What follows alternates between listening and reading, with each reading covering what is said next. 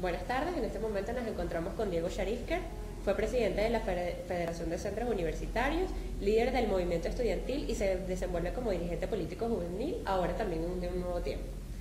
Hola Diego. Bueno, muchas gracias por la invitación. Gracias a ti por venir. Bueno, comenzamos. El movimiento estudiantil denuncia el atropello a la Constitución y se han emprendido acciones de manifestación y reclamo ante la decisión del TCJ sobre la juramentación del presidente Chávez. ¿Cuál es la preocupación de los estudiantes y qué resultados esperan obtener de las acciones emprendidas? Sí, mucho más que preocupación de los estudiantes, la preocupación de los jóvenes en general, porque es una preocupación que tiene todo el país y especialmente el sector juvenil, de no saber realmente lo que está ocurriendo con la salud del presidente. Porque mucho más allá de entrar una discusión leguleya de qué es lo que dice la Constitución, que ya muchos deben saber porque hay opiniones muy claras de ambos bandos, con posturas bastante claras, es que no se sabe la verdad de lo que está ocurriendo con la salud del presidente Chávez. Y esa es la gran preocupación que tenemos, porque al final es un funcionario del pueblo venezolano. Él es electo y al final nosotros le pagamos su sueldo, para decirlo así, con los impuestos de todo el mundo o con el mismo petróleo de todos los venezolanos. Pues por eso las mentiras, el secreto, la oscuridad, el hermetismo de toda la información que se maneja en torno a la salud del presidente nos preocupa mucho a nosotros como jóvenes, porque al final no sabemos quién realmente nos está gobernando, quién realmente está a cargo del país, quién realmente está a cargo de tomar las decisiones. Y todas las falsedades que se están manejando alrededor de eso. Vemos cómo por lo menos el presidente Chávez sí puede firmar un documento nombrando a Elías Agua como canciller de la República, pero no es capaz de firmar un documento diciendo cuál es su estado de salud y enviárselo a la Asamblea.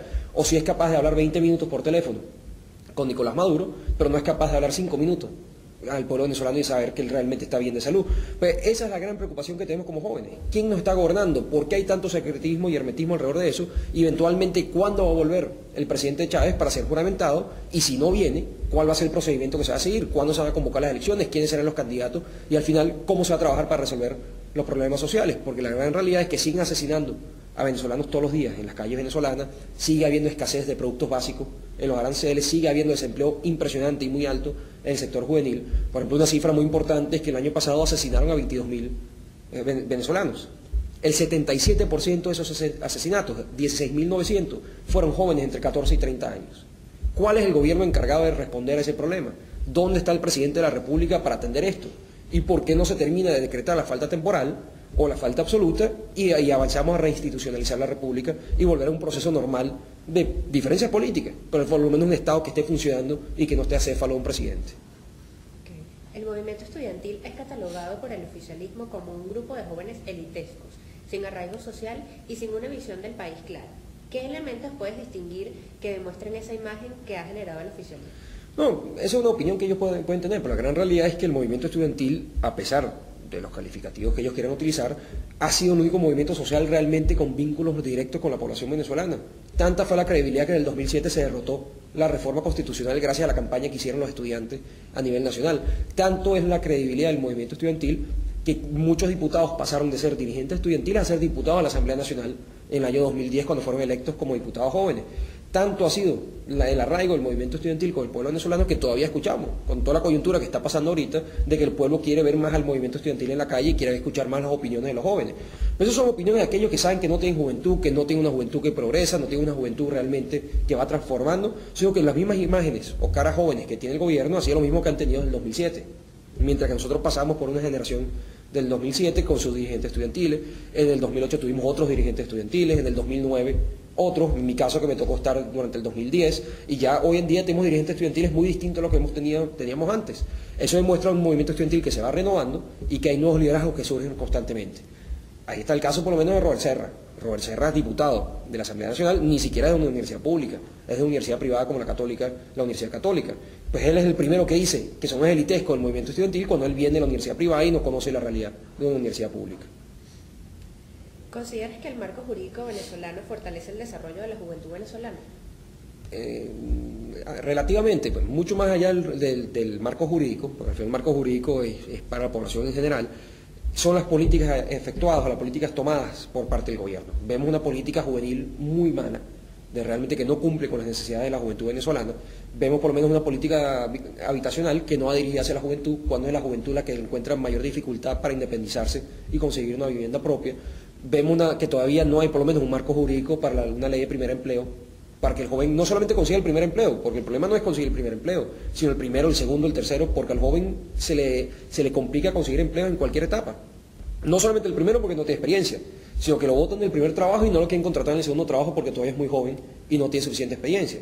Pues mucho más allá de tener una ley de primer empleo, necesitamos tener una ley de empleo juvenil.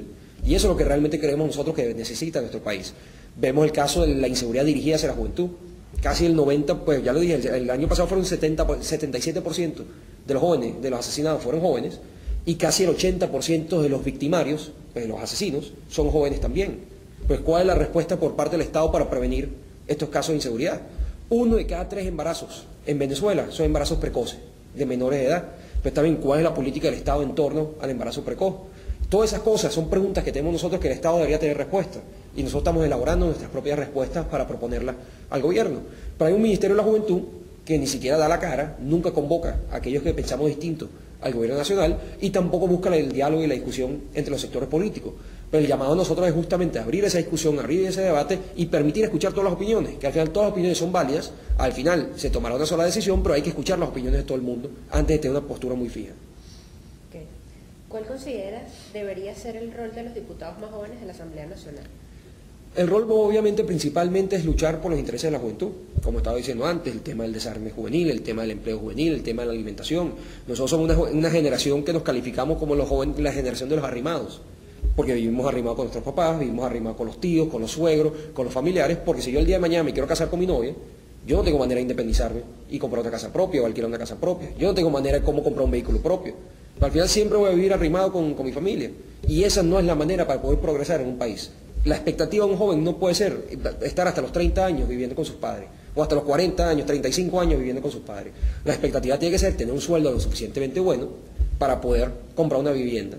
Si no tiene ese sueldo, poder acceder a créditos con tasas de intereses muy bajos para poder acceder a esa vivienda. Ver un gobierno que realmente genere política habitacional hacia la juventud, con políticas realmente que el joven pueda acceder a eso. Pues por eso, el trabajo del diputado joven es luchar por eso, no luchar por defender al oficialismo o defender a la mesa de la unidad democrática, sino defender los intereses de la juventud que son los más afectados durante estos últimos 14 años. Ya para culminar, ¿hacia dónde va la juventud política venezolana? A progresar. Pues, sin duda alguna se ha demostrado durante los últimos años que la juventud va asumiendo responsabilidades de poder en el buen sentido de la palabra, en la calle. Vemos diputados jóvenes, vemos candidatos, por lo menos por el caso de la Mesa de la Unidad, candidatos a alcaldes muy jóvenes, vienen las elecciones concejal, que al ser el cargo de elección popular más bajo, sin duda alguna va a ser un campo abierto para mucha juventud, y la juventud sin duda alguna va a empezar a acceder y a llegar a más puestos de poder, y eso es bueno, porque los que quieren que la política se renueve, la mejor manera es haciendo que los jóvenes puedan tomar decisiones, y a través de este proceso que viene el próximo 26 de mayo, por ahora, se da esa posibilidad de que las generaciones políticas se vayan renovando y que la juventud participe más activamente en la política. Bueno, Diego, muchísimas gracias por estar en este espacio con nosotros. No, muchas gracias a ustedes y felicitaciones por esta excelente iniciativa. Gracias.